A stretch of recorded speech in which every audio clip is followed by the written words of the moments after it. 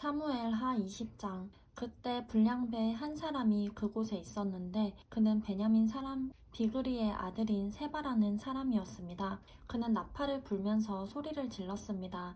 우리는 다윗과 나눌 게 없다. 이새의 아들과 나눌 유산이 없다. 이스라엘아, 모두 자기 장막으로 돌아가라. 그러자 모든 이스라엘 사람들이 다윗을 떠나 비그리의 아들 세바를 따라 갔습니다. 그러나 유다 사람들은 요단 강에서부터 예루살렘까지 줄곧 자기들의 왕 곁에 있었습니다. 다윗은 예루살렘에 있는 자기 왕궁으로 돌아왔습니다. 그는 왕궁을 돌보라고 두고 간 10명의 후궁들을 잡아 가두고 먹을 것은 주되 잠자리는 같이 하지 않았습니다. 그래서 그들은 죽는 날까지 갇힌 채 생과부로 살았습니다. 다윗 왕이 아마사에게 말했습니다. 너는 나를 위해 유다 백성들을 소집하고 너도 여기 와 있어라. 아마사가 유다 사람들을 소집하러 나갔는데 다윗이 정해준 기간보다 오래 걸렸습니다. 그래서 다윗이 아비새에게 말했습니다. 이제 비그리의 아들 세바가 우리에게 압살롬보다 더 못된 짓을 할 것이다. 내 주인의 신하들을 데려가 그를 뒤쫓아라. 그렇지 않으면 그가 견고한 성들을 찾아 숨어 우리를 피해버릴 것이다. 그리하여 요압의 군사들과 그렛 사람들과 블렛 사람들과 모든 용사들이 아비새를 따라 나갔습니다. 그들은 예루살렘에서 나가 비그리의 아들 세바를 뒤쫓아갔습니다. 그들이 기브온의 커다란 바위에 이르렀을 때 아마사가 그들 앞에 나왔습니다. 요압은 군복을 입고 그 위에 허리띠를 차고 칼집에 칼을 꽂아 허리띠에 메고 있었습니다. 그가 앞으로 걸어 나오는데 칼이 떨어졌습니다. 요압이 아마사에게 내 형제여 잘 있었느냐? 하고 인사하며 오른손으로 아마사의 수염을 잡고는 그에게 입맞추었습니다. 아마사는 요압의 손에 칼이 있는 것을 주의하지 않았습니다. 요압은 칼로 그 배를 찔러버렸고 그의 창자가 땅에 쏟아져 나왔습니다. 다시 찌르지 않고도 아마사는 죽었습니다. 그러고 나서 요압과 그 형제 아비새는 비그리의 아들 세바를 쫓았습니다. 요압의 부하 가운데 하나가 아마사 곁에 있다가 말했습니다. 요압을 좋아하는 사람과 다윗 편인 사람은 누구든 요압을 따르라.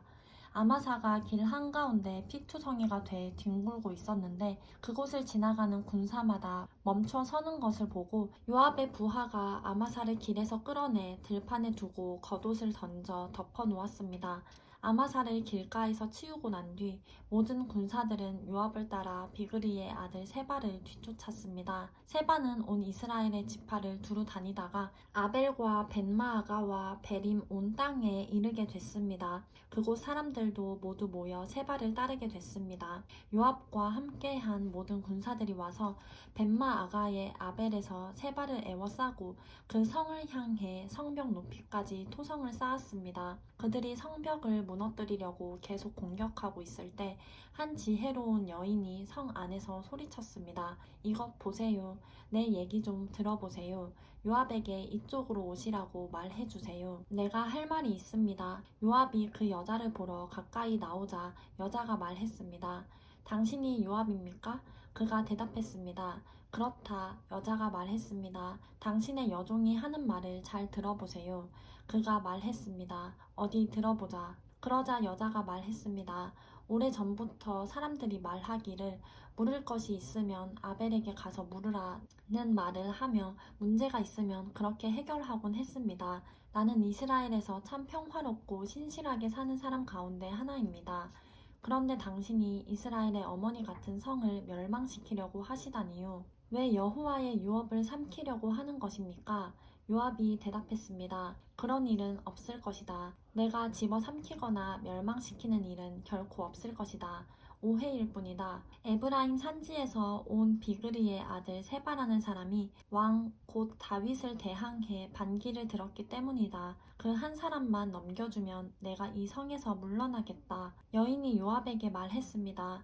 그 사람의 머리를 성벽 너머로 당신께 던져드리겠습니다. 그러고 나서 그 여인이 온 백성들에게 나가 지혜로운 말로 설득하자 성 안의 백성들이 비그리의 아들 세바의 목을 잘라 요압에게 던져주었습니다. 그리하여 요압이 나팔을 불자 군사들은 성에서 떠나 흩어져 각자 자기 장막으로 돌아갔습니다. 요압은 예루살렘에 있는 다윗 왕께 돌아왔습니다. 요압은 이스라엘의 모든 군대를 이끌게 됐고 여호야다의 아들 브나야는 그렛 사람들과 블렛 사람들을 다스리게 됐습니다. 아도니람은 감독관이 됐고 아힐룻의 아들 여호사밧은 역사를 기록하는 사람이 됐으며 스와는 서기관이 됐으며 사독과 아비아달은 제사장이 됐습니다. 야일 사람 이라는 다윗의 중요한 신하가 됐습니다.